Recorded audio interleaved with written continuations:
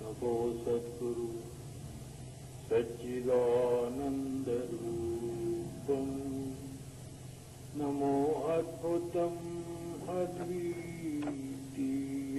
अनूपम नहीं कोई रूप सभी रूप तेरे तेरी सभी पर जाए सब भूप तेरे धरा संत अवतार जग को चिताया दुखी दीन को अंग अपने लगाया दिया संग सत्य का मिला सच का दर्शन तेरे नाम पर शीस तन मन है अर्पण चुके राध स्वामी चरण हंसते हंसते तुझे कहते हैं सब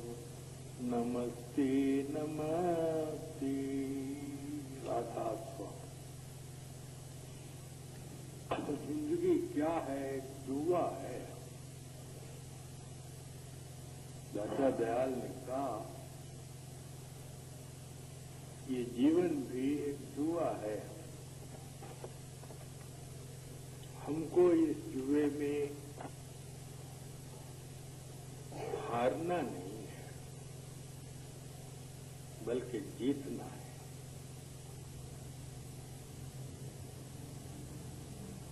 तो जीत क्या है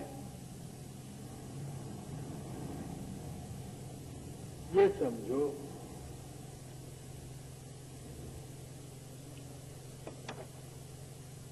तुम इस मानव चोले में एक मकसद को लेकर पैदा हुए हो।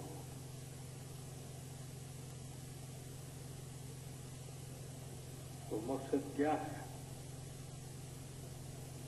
फिर इस मानव चोले में ना है।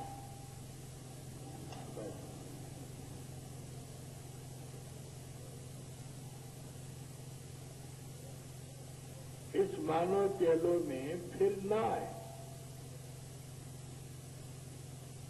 इसके लिए तुम्हें 100 वर्ष की उम्र दी गई है, 50 है या 60 है, 40 है, एक उम्र दी गई। अगर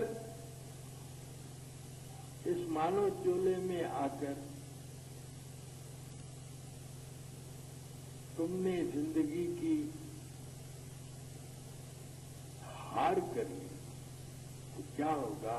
फिर तुमको जन्म पड़ना पड़ेगा। क्या पता उस वक्त तुम्हारा क्या ख्याल हो। इस वक्त सदगुरु की दया है, नाव किनारे पर लग गई है, परमार्थ के संस्कार मिल रहे हैं, हमारी बुद्धि जागृत हो गई और हमको ये मालूम हुआ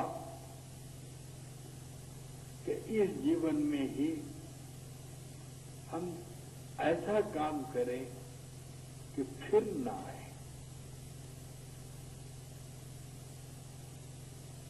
वो काम क्या है? जिंदगी में फिर न आने देने वाला काम कौन सा है?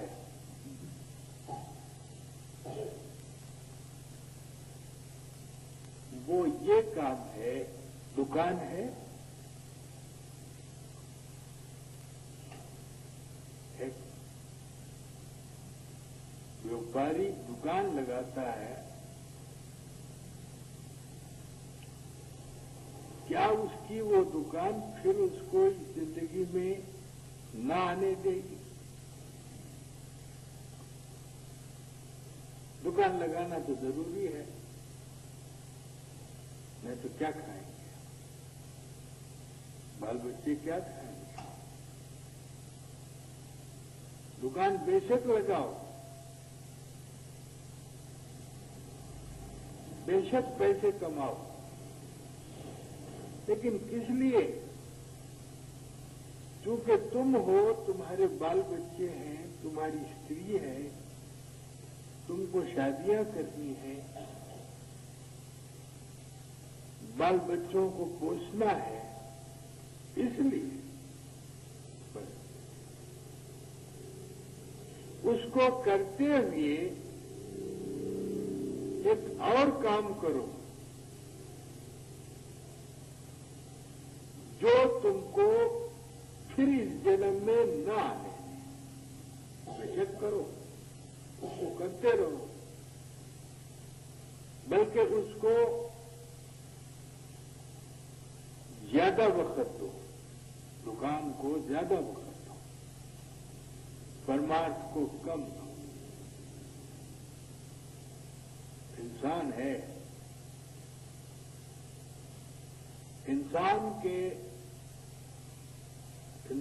के ऊपर 3 हालतें हमेशा पड़ती हैं। एक है हमारा जागृत, जो हम कारोबार करते हैं, इसके बाद हमको नींद आती है, थक के हम सो जाते हैं। इसके बाद एक हालत है जो हमको गहरी नींद में ले जाती है। किसको गहरी नींद आती है? जो इस दुनिया के कारोबार को करता हुआ अकरता है। गहरी नींद सबको नहीं आती।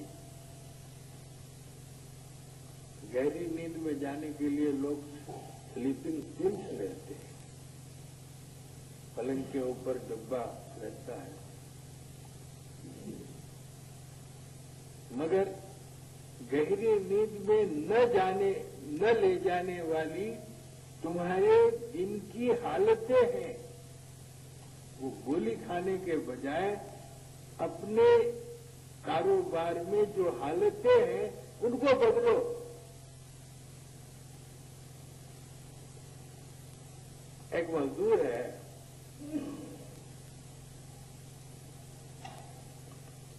जिस्म से मेहनत करके कमाता और खाता, न उसके लिए तकिया है, न गादी है, न मखमल है, न पलंग है, ऐसी गहरी नींद सोता है कि राजा और महाराजाओं को भी वो नींद नहीं आती। क्यों? उसकी जो कमाई होती है, उस कमाई में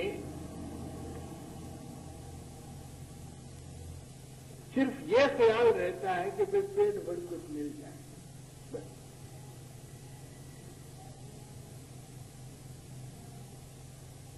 कुछ मिल जाए, और जितनी मिले, समझ करो रुपया मिलने के बजाय आधा रुपया ही मिले तो वो शिकायत नहीं करता,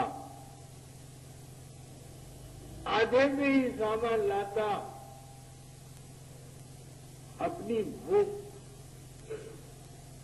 का इलाज करता और सो जाता।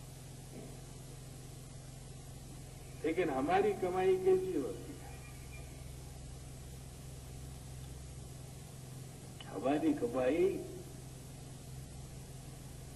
हमारी कमाई में सारे ख्यालात होते हैं।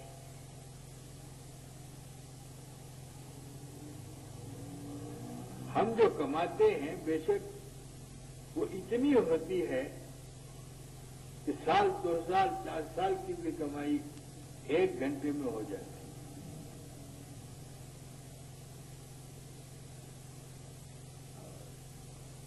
हम एक दफे आप दुकान में बैठकर हजारों रुपए कमाते हुए नहीं कमा, तुम्हारा तो खर्चा महाना 2000 है, लेकिन हजारों रुपए कमाते। इतना कमाकर भी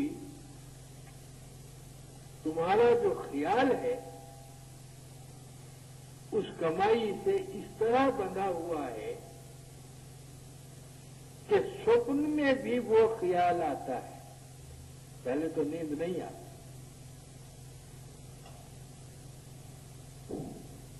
पहले तो नींद आती नहीं, ख्याल है। और अगर नींद भी आई तो उसी ख्याल का तमाशा आपको ख्वाब में आ जाता। मसलन आपने भरोसा करके कई हजार का माल दे दिया, आसामी को दे दिया।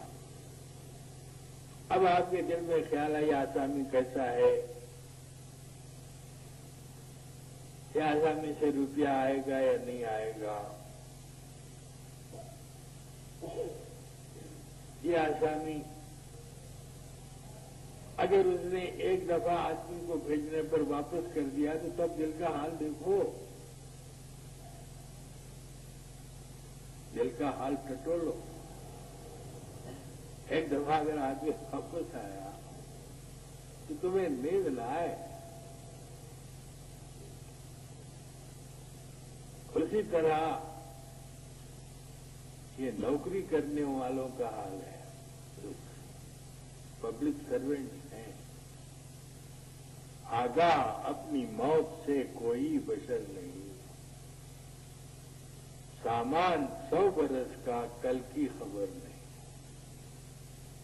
एक तो है वो कल आने वाली, और एक है इत्मीनान, कल की खबर नहीं। नौकरी करने वाले क्या करते हैं?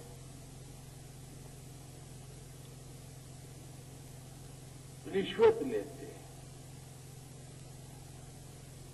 मैंने भी रिश्वत ली है, नहीं ली ऐसा नहीं, मैं भी गिरा लेकिन संभल गया, ठोकर खाई और संभल गया। रिश्वत लेने वाला मैंने देखा कि उसके मरने के बाद उसके कफन के लिए पैसे नहीं रहते उसके पास। कई लोगों को देखा।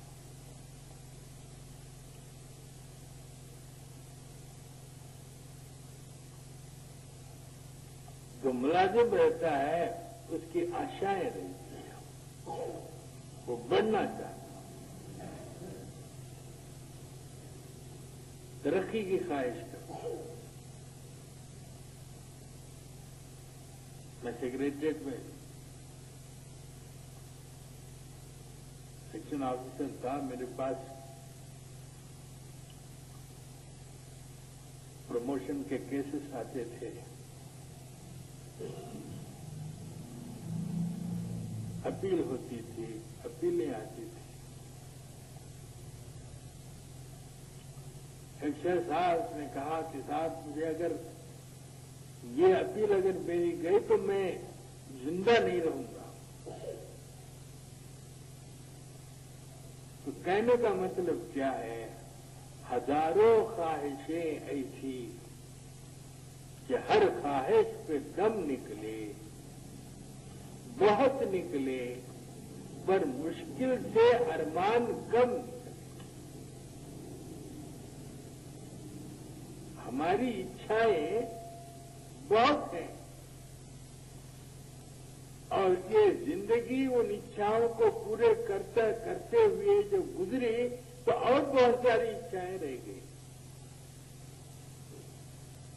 तो इन इच्छाओं के कारण आदमी फिर आता, पुनरपि जन्मम पुनरपि मरण। पढ़ो शब्द,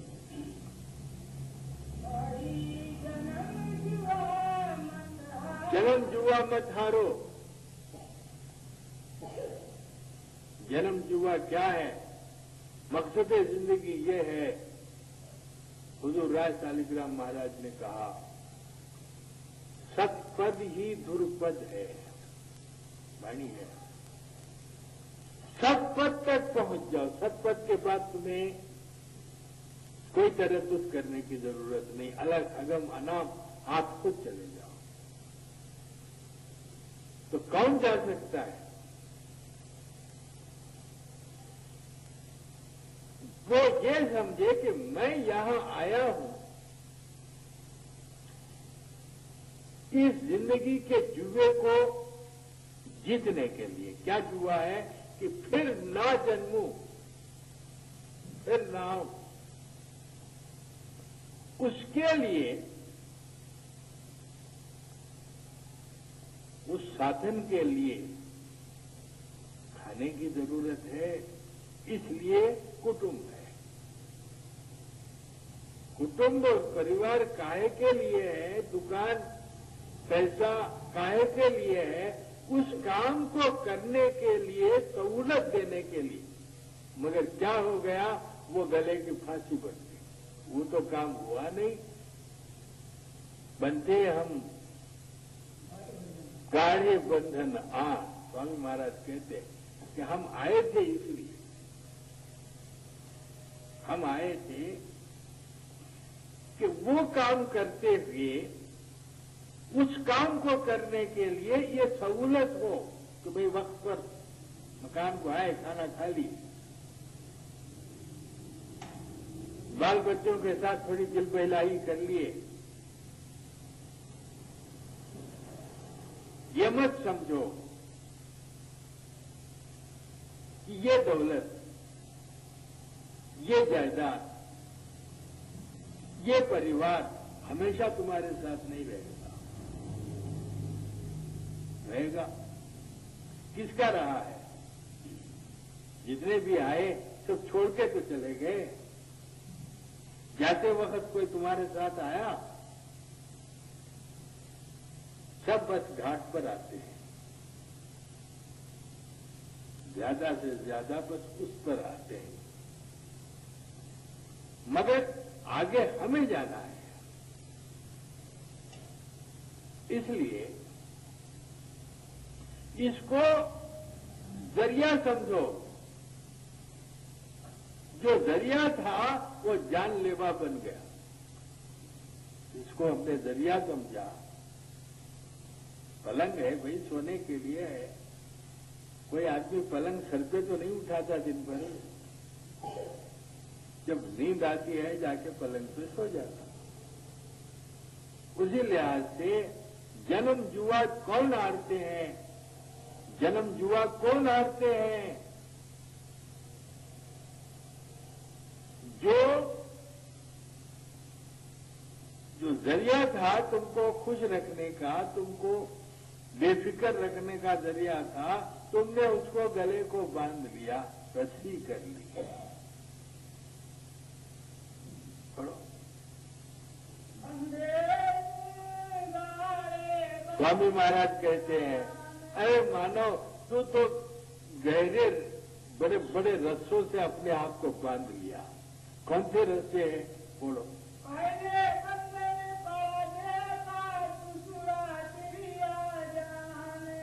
पहले बंधन कौन था? ये घर का। किराए के घर में रहते थे, ख्याल आया कि किराए के घर में हैं, क्या पता किस वक्त मालिक मकान आकर खाली कर दो। मैं किराए के घर में था यहां सिकंदराबाद में, मैं तो मालिक मकान आते ही डरता था भाई।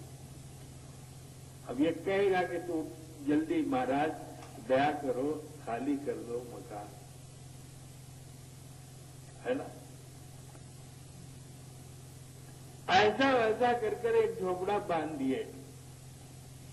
बांधने के बाद फिर ख्याल आया कि और एक मकान बने जिसका किराया हमको मिले। फिर ख्याल आया कि भाई इससे कुछ व्यापार करें। अब बड़ा ख्याल, तृप्ति हुई। मैंने एक मकान बांधा तो नहीं, मैं अपने सर्विस में कुछ नहीं कमाया भाई। पिताजी की जो जायदाद थी उसको बेचकर यहां मकान खरीदा। सिर्फ ग्रेजुएटी से मकान के पीछे एक मकान बन गया। मैंने कोई निजामाबाद से घर खींच के लाया यहां। मेरी सर्विस थी, मैं हालांकि 30 रुपए की तनख्वाह से 550 रुपए की तनख्वाह तक पहुंचा। मेरी तनख्वाह, मेरे बाल बच्चों की शादियां वादियां वहीं तक खत्म हुई। शुक्र है कि मैं कर्जदार नहीं हुआ। जिंदगी में मकान रहन नहीं रखा, रजिस्ट्री नहीं कराया, जीवन मेरा साफ है।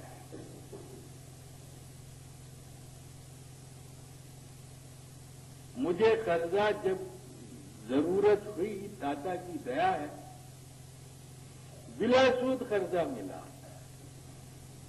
मालिक पूर्व ईश्वरया को की आत्मा को शांति दे, उन्होंने खुद समझकर मुझे कहा कि तुम्हारी बच्ची की शादी है महाराज जी, मेरे पैसे कहीं नहीं जाते, आप ले जाओ। मैं किसी के पास गया, एक दफा का जिक्र मैं बताता हूं। मेरे बहन की शादी थी और मेरे पिता हमेशा कर्जदार और रिश्वत उनको रोज आती थी 600, 700। हम नोट उठा उठा कर ले जाके देते थे कि पिताजी ये नोट वहां पड़े थे, वहां पड़े थे, वहां पड़े थे। मगर जिंदगी का यह हाल है कि हमेशा 2000, 3000 कर्जा पड़ा हुआ। तनख्वाह मुझे देते थे और कापी देते थे कि भाई ये पैसे दुकानदार को देके अगला सौदा लाना, पिछला देके अगला लाना, यह हालत थी। तो मेरे बहन की शादी के लिए पिताजी परेशान थे और उस साहूकार ने जो शादी के लिए पैसे कर्जा देने के लिए था, उसने कहा तुम्हारे बच्चे को बुलाओ, तुम्हारे बच्चे को पूछ के हम तुमको कर्जा देंगे। निजामाबाद में था, उसका घर है, वो नहीं है। वो कौन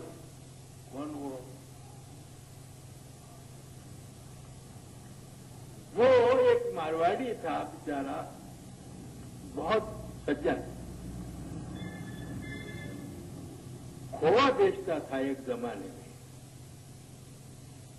खोआ बेचता था। तो खोआ बेचते हैं ना थाली में लेके, तो किसी के उसको चाराने पैसे देने के थे, उसने महीने भर तक चाराने पैसे नहीं दिए, तो उसने आके बाजार में आके उसकी टोपी छीनी। मालिक की देन है, शुभ कर्म है। देखो जितने धनवान होते हैं इनके पुण्य कर्म होते हैं। तो इसमें मालिक ने दिया, बहुत बड़ा सेठ बन गया। उसने मेरे पिताजी को कहा था कि तुम अपने बच्चे को बुला लो। मुझे याद है वो टोपी मेरे सामने छीनी गई।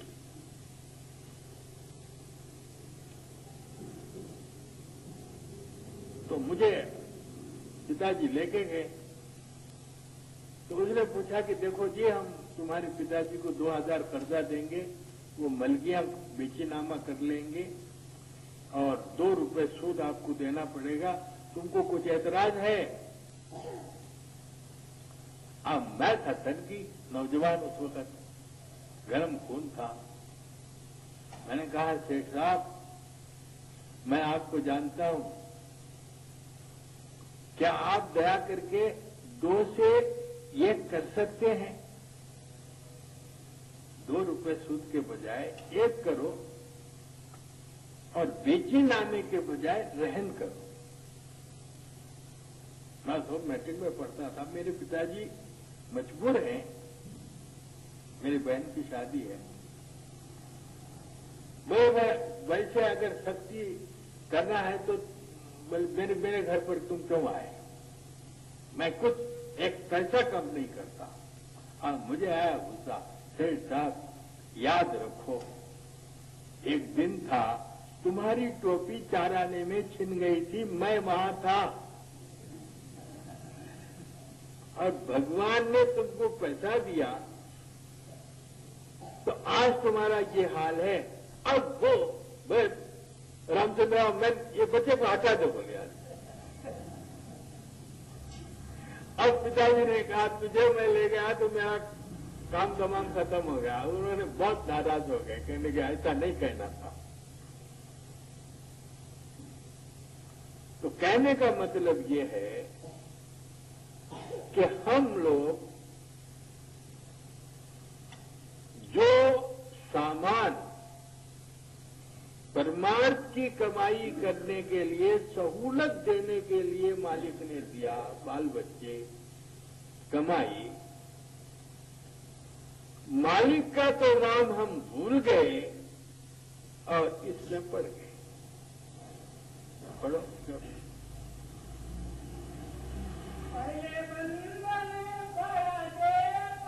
ये देखो, ये शरीर है, ये शरीर ही बड़ा बंधन है। सुबह उठना, नहाना, इसको हम जिस वक्त आत्मा इस शरीर से निकलती है तो ये शरीर रोता है। ये शरीर कहता है, ऐ हंसा, तेरी हमने कितनी सेवा की। आत्मा से कहता है कि तेरी हमने कितनी सेवा की। रोज तुझे साबुन से धुलाया, अच्छे अच्छे कपड़े पहनाए, अच्छे अच्छे खाने खिलाए, अच्छा अच्छा आनंद दिया, और अब तू जा रहा है हमको छोड़कर। तुझे पता है हमारा क्या हाल होगा तेरे जाने के बाद? तो आत्मा कहती है, ऐ शरीर, अरे तेरे वैसे तो कई शरीरों को छोड़ के मैं आई। आत्मा कहता है कि कई शरीर, पढ़ो, चलता प्राण गए, रोई रे काया, चलता प्राण गए, तुम्हारे संग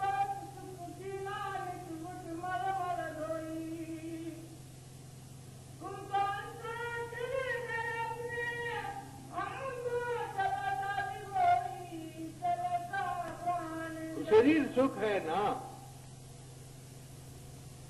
सुबह प्रातः काल में उठकर मालिक की भजन करने के लिए ख्वाहिश होती है, ये शरीर कहता जरा सो जा, जरा। और अब तो 5 बजे है, ये करने देता है, ये फाजी है शरीर, राम का भजन नहीं करने देता। हाँ,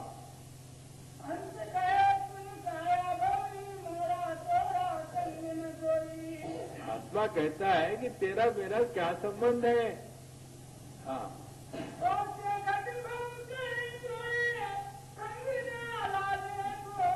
अरे भाई तेरे से पहले कितने छोड़ दिए। अर्जुन था, अभिमन्यु गया, बहुत रोया। अज्ञानी था, जो लोग अज्ञानी होते हैं वो रोते हैं। मैं भी अपने पिता के देहांत के बाद उस वक्त नौजवान था, मेरे समझ में नहीं आया। रोया इसलिए कि अब हमको खाना कौन खिलाएगा। पिताजी थे, कुटुंब कबीला था, कमा के लाते थे, हमको पता नहीं जब, इसलिए रोया मैं। अब मुझे मालूम हुआ कि क्या बेवकूफ आदमी था, अपनी गर्ज के लिए रोया। 6 महीने तक रोता रहा।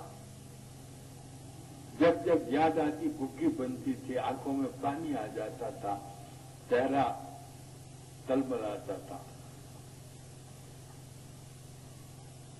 और जब मुझे ये मालूम हुआ, ज्ञान आया, मेरी मां मरी, बल्कि मेरी मां 5 साल तक हर ढंग से रही, तो मैं मां के लिए ये प्रार्थना करता था कि मां जल्दी तू चले जा, ताकि तेरा ये दुख खत्म हो जाए। और जब मेरी मां मरी, मेरे आंख में पानी नहीं आया, मैं खुश हुआ। डॉक्टर आचार्य था वो, उसको जब मैंने कहा it is a blessing in disguise, बस उन्होंने कहा ए ब्लेसिंग। क्यों तकलीफ?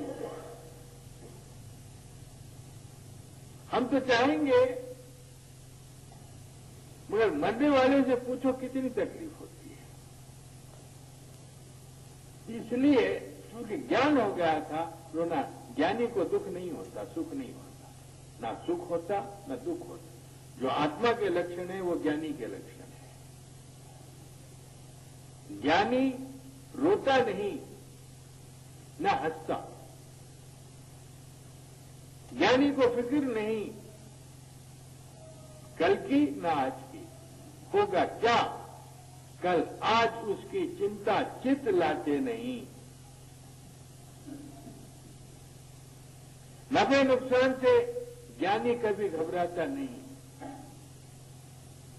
वो कहता आज नफा हुआ, कल नुकसान हुआ, मैंने ही कमाया, मैंने ही दे दिया। तो इसलिए इस शरीर का संबंध कब तक है? जब तक इसमें आत्मा है। क्या तुम रोक सकते हो? एक दिन नोटिस आई तो एक दिन तो रोको, रुकता है। पहले जा सकते हो। बीमार आदमी पूछते हैं मेरी पोती तुझे मिली नहीं क्या? पलंग के ऊपर जो आदमी बीमार हो गया, वो मरना चाहता है, वो बोलता है भगवान से पुकार पुकार करके मेरी पोती तुझे नहीं मिली क्या? अब कितने दिन मुझे रखेगा? मेरे मामू थे, बीमार हुए थे, वो कहते थे कि ये पुराने घर में, पुराने झोपड़े में क्यों रहता भाई, निकल जा जल्दी, झोपड़ा तेरा पुराना हो गया है, तो इसीलिए काया चलता हो। चलता प्राणी कहे रोई रे काया, चलता प्राणी कहे तुम्हारे संग पर सुखी नार, तुम तुम्हारे मर रोई, तुम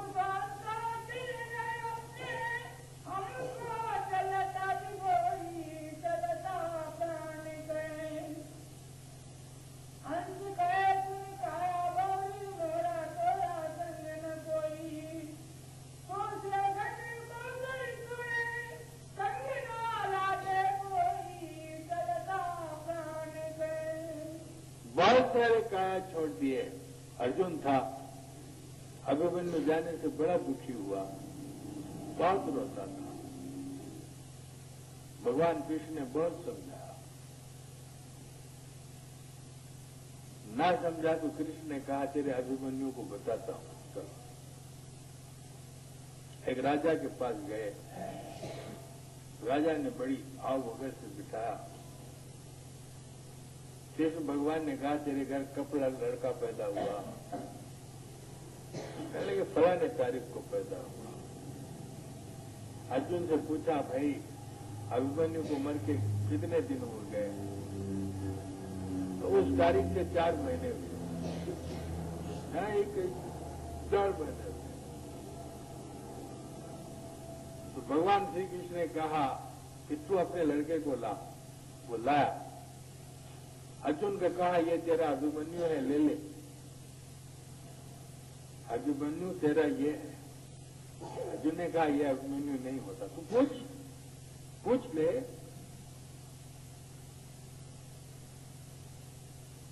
भगवान श्री कृष्ण ने दिव्य शक्ति दी। अर्जुन ने पूछा अभिमन्यु, जवाब आया कि मेरे अब तक जितने पिता हुए हैं, आगे जितने होने वाले हैं, उसमें पिताजी आपका नंबर कौन सा है?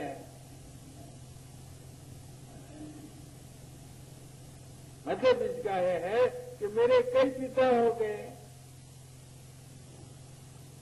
आगे मैं जन्म लूंगा तो कई पिता होंगे, तुम एक पिता हो उसके अंदर।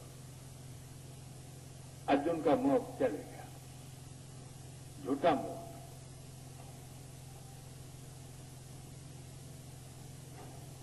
हाँ,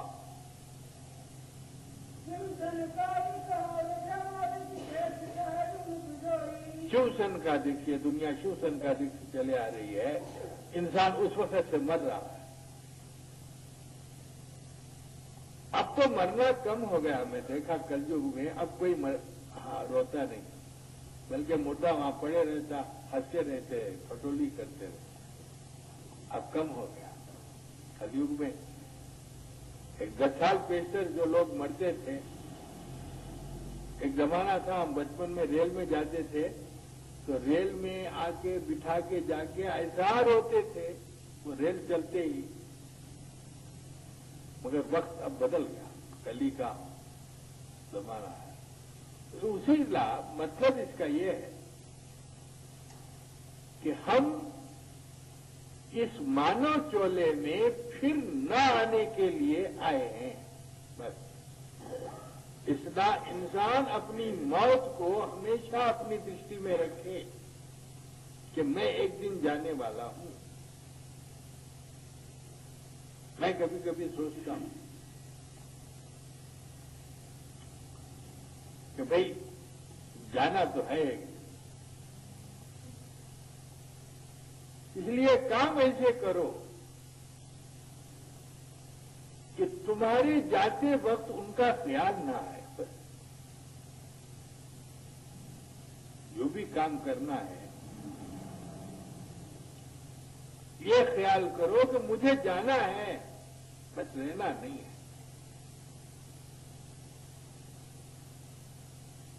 तो जाते वक्त काम, अगर किसी काम को करो और उस काम से मोह रखो तो तुमको तकलीफ होगी। मोह मत रखो, बेशक कमाओ, 1 लाख 2 लाख करोड़, लेकिन ये समझो कि ये मेरा नहीं है, ये आने वाला नहीं है। खुश रहो। जितने नेक काम करने हैं कर डालो, सोचो नहीं करूंगा, कर दिया।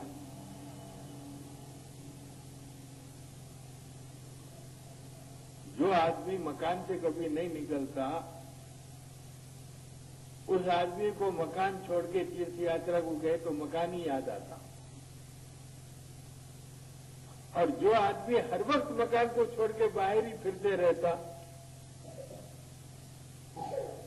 उसको मकान याद नहीं आता। हाँ, पढ़ो।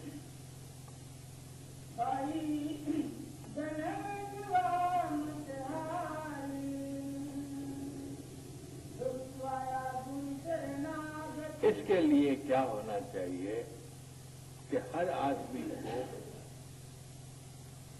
अपनी समझ कुछ काम नहीं देती। हम किसी महापुरुष के शरणागत होके रहे तो वो महापुरुष क्या करेगा? अगर वो निस्वार्थ है तो वो बताएगा कि भाई देखो, इस ख्याल को हमेशा ख्याल मत रखो, ये ख्याल मत रखो, छोड़ो। वो बताएगा कि तुमको एक दिन जाना है, तुम उसकी फिक्र करो कि जाते वक्त हमारी आत्मा किसी का ख्याल न करे। बस मोहब्बत करो, प्रेम करो, पैसा कमाओ, लेकिन ये समझो कि एक दिन मुझे जाना है और जाते वक्त कुछ ले जाना नहीं है। आशा वासना चाह गई, चिंता मिटी, मनवा बेपरवाह, जिसको कुछ नहीं चाहिए सोई शाम शाम।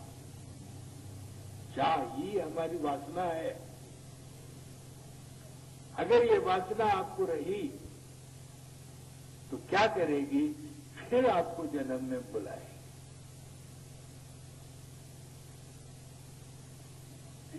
मन मरे न माया मरे, मर मर जाए शरीर, आशा तृष्णा ना मरे, कह गए दास कबीर। इस वास्ते कोई ख्वाहिश नहीं, कोई इच्छा नहीं। लाखों रुपए रखते हुए भी जो लोग राजा जनक थे उनके पास क्या नहीं था?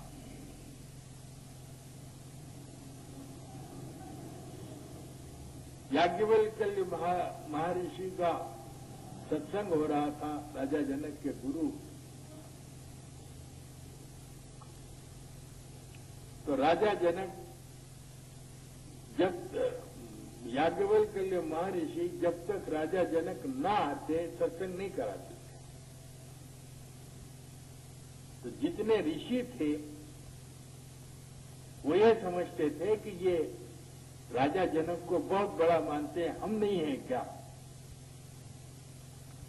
ये लोग जाकर बोले कि महाराज आप राजा जनक आने तक सत्संग रोक रखते हैं, हम तो पहले आ जाते हैं और आप उनको इतनी महानता देते हैं, क्या कारण है? कहने लगे कि भाई तुमको मोह ज्यादा है, तुम सत्संग में आते हो लेकिन तुम्हारा मोह जो है घर का, परिवार का, पैसे का, तुमको सत्संग के घर में तुम्हारा जिस्म बैठता है, तुम तो वहीं सोचते रहते हो।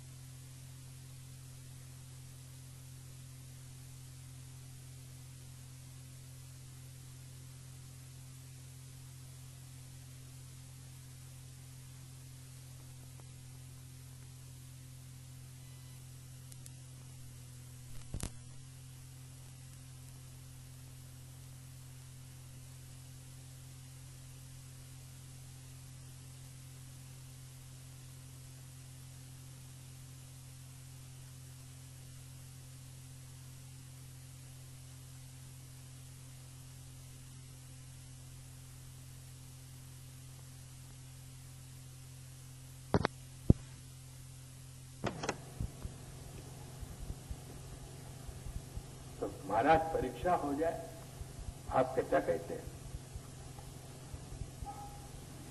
चलो हम पहले आपकी परीक्षा करते हैं, क्योंकि राजा जनक बहुत बड़े महापुरुष थे। सिद्धि शक्तियां प्राप्त थी। राजा वो याज्ञवल्क्य महर्षि बहुत महापुरुष थे, सिद्धि शक्तियां थी। सत्संग हो रहा था, राजा जनक भी बैठे थे, तो ऋषियों को राजा महर्षि याज्ञवल्क्य ने ऐसा दृश्य बताया कि उनके झोपड़े जल रहे हैं, उनका मालो असबाब जल रहा है, बाल बच्चे जल रहे हैं, एक एक उठ के चले गए। ये दृश्य देखते ही उठ के चले गए, सिर्फ राजा जनक ही रह गए। 3 दिन तक ऐसा दृश्य रहा, उठ के चले गए। जाना फिर आना, आना फिर जाना। यहां आए तो कुछ नहीं, वहां गए तो कुछ भी नहीं, सब अच्छे। और क्या आके सत्संग में बैठे तो जलता हुआ नजारा नजर आया।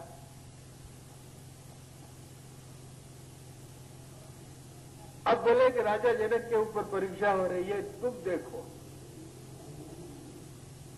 तो राजा जनक को भी ऐसा नजर आने लगा कि जनकपुरी जल गई है, महल में सब रानियां जल रही हैं, सब पुकार रही हैं, मगर राजा जनक से न मरा।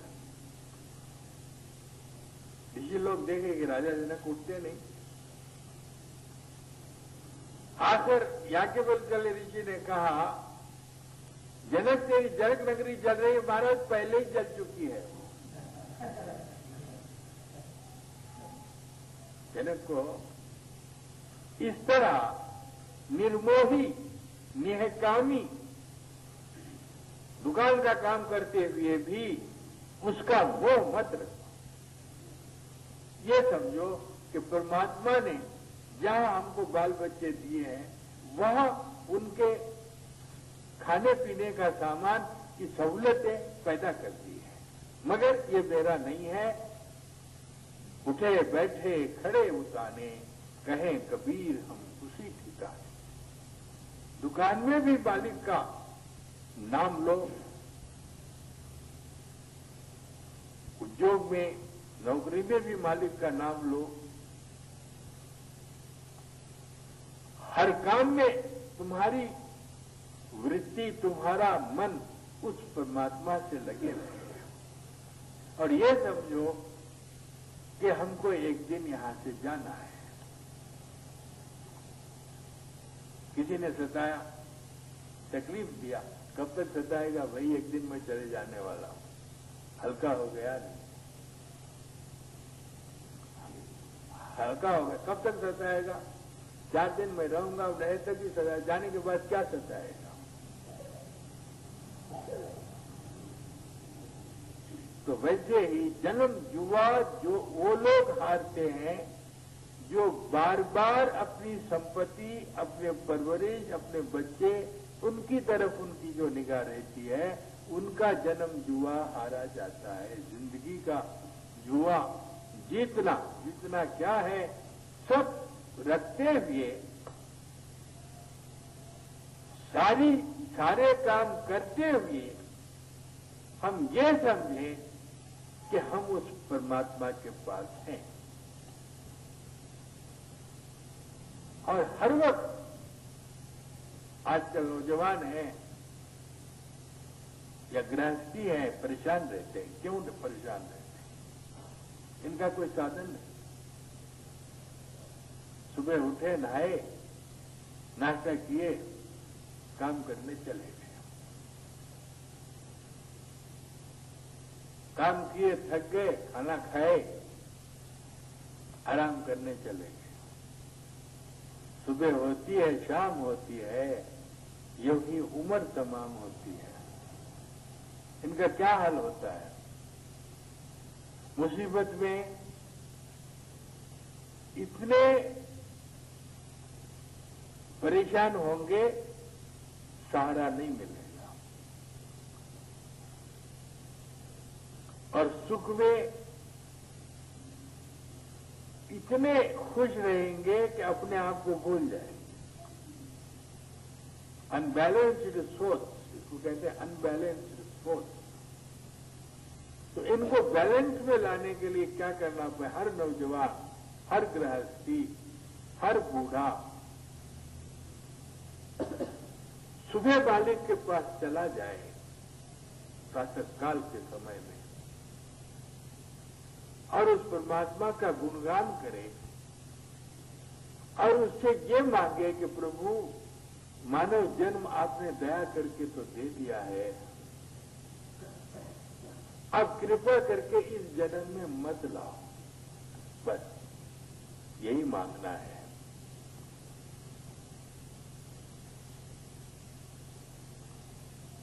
दोपहर पे भी भोजन करते वक्त उसकी याद करो, शाम में सोते वक्त उस बालिक की याद करो। तो इन तीन समयों के अलावा भी काम करते हुए भी तुम उसकी याद करो तो क्या होगा, तुम्हारे अतराफ तुम्हारे नाम स्मरण की वजह से रक्षा रेखा बन जाएगी, छत्र छाया जिसे वर्चस्व कहते हैं, और ये रक्षा रेखा तुम्हें संभालेगी।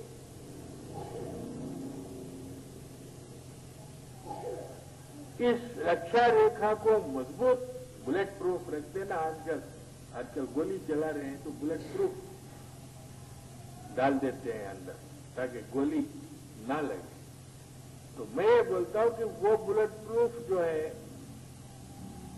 मेटीरियल बुलेट प्रूफ है। तुम जितने अच्छे काम करो, अच्छे काम करने वालों के वर्चस्व होता है वो बड़ा मजबूत होता है, और उस वर्चस्व में कोई आता है बुरे भाव से आता है तो उसका भाव बदल जाता है। वशिष्ठ था, ब्रह्म ऋषि वशिष्ठ था, राज ऋषि विश्वामित्र था। उन दोनों में जरा मतभेद हो गया।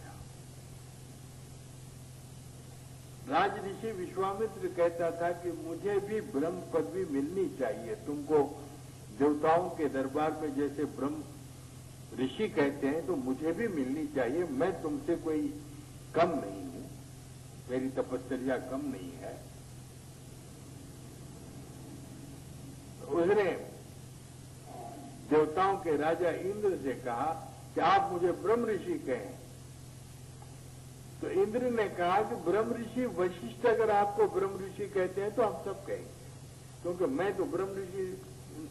देवताओं के राजा ने कहा मैं तो नहीं हूं, जब मैं ब्रह्म ऋषि नहीं हूं तो मुझे क्या अधिकार है, वो ब्रह्म ऋषि है। तो राज ऋषि विश्वामित्र ने ब्रह्म ऋषि वशिष्ठ से जाके कहा तो कहने लगे कहूंगा जरा और कसर है। तो विश्वामित्र के साथ उसकी अनबन हो गई। विश्वामित्र ने ब्रह्म ऋषि वशिष्ठ के 100 लड़कों को मार दिया, एक एक करके। 100 औलाद थी, मार दिया। मगर ब्रह्म ऋषि वशिष्ठ के आंखों पर भी कुछ आंच नहीं आई। कुछ 100 लड़के मरे, बीवी बिचारी रोते रोते तंग आ गई, लेकिन ब्रह्म ऋषि वशिष्ठ के दिल पर कोई असर नहीं हुआ। वो कहता था कौन किसे मारता है, कौन किसे जिंदा करता, मालिक है। तो एक दिन पूर्णिमा का दिन था, ब्रह्म ऋषि वशिष्ठ भी अच्छा था, आचरण के ब्रह्म थे, ब्रह्म ऋषि थे वो। पूर्णिमा के रोज चांदनी की रात में बाहर पलंग पर सोर पड़े हुए थे और उनकी अर्धांगिनी उनके पैर दबा रही थी। और उसी रोज विश्वामित्र तंग आकर ये फैसला किया था कि आज इस बुड्ढे का कत्ल कर दें, बस। और वहीं छुपा हुआ था, मौका देखने के लिए वहीं छुपा था तलवार लेकर।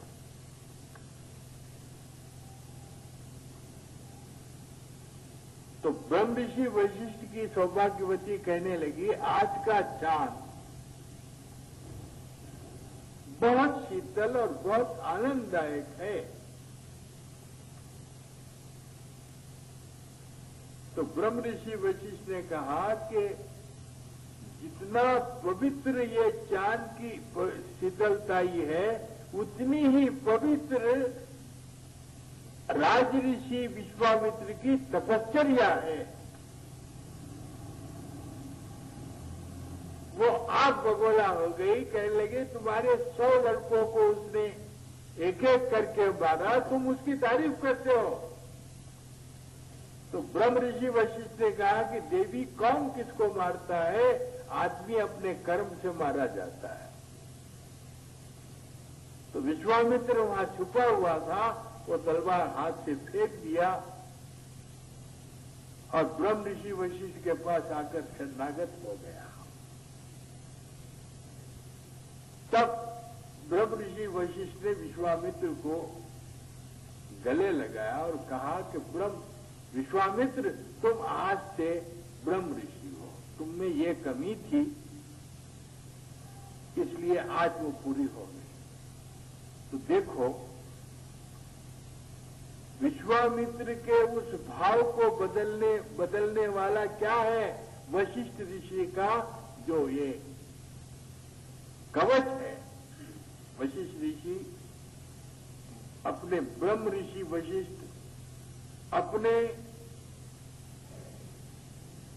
तप से, योग से अपने अतराफ जो वर्चस्व बनाए थे, वो वर्चस्व उनकी रक्षा किया और उसमें विश्वामित्र जो बुरे भाव से आया था, उसका भाव बदल दिया। तो इसलिए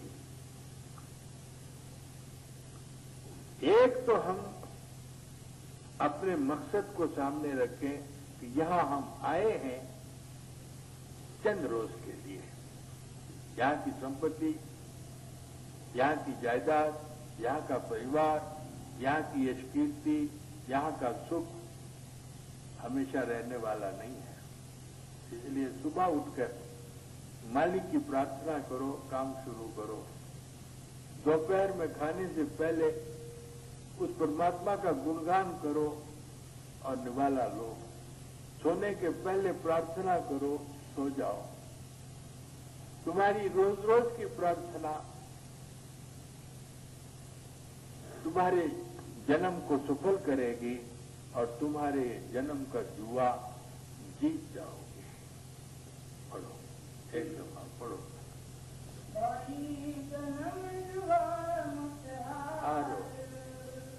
जन्म जुआ क्या है? इस संसार में हम आए हैं परमात्मा की भक्ति के लिए और इस मानव चोले में फिर ना आने, फिर आओगे। पुनरपि जन्मम पुनरपि मरणम, क्या होगा? फिर इस चोले में सुख दुख होगा, फिर सुख दुख भोगोगे, फिर चले जाओगे, फिर आओगे। इसकी वजह से क्या होगा? फेरा फेरी होगी। क्या पता अगले जन्म पर कौन सा चोला मिले।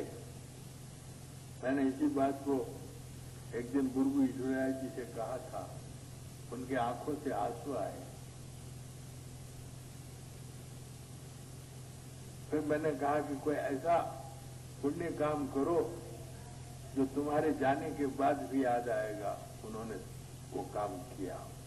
आज तक भी उनका नाम हम बसंत के ऊपर लेते हैं, बैसाखी के ऊपर पंजाबी लेते हैं। उनकी याद आती है, उनके आत्मा के प्रति हमारी सद्भावनाएं जाती हैं। इसलिए हम ऐसे काम करें। देखो, श्री रामचंद्र गए, मगर श्री रामचंद्र का दान गया नहीं, वो अब भी है, उनकी याद अब भी है। जब जब हम याद करते हैं, उनको सद्भावनाएं देते हैं, उनकी आत्मा को शांति मिलनी चाहिए। राधा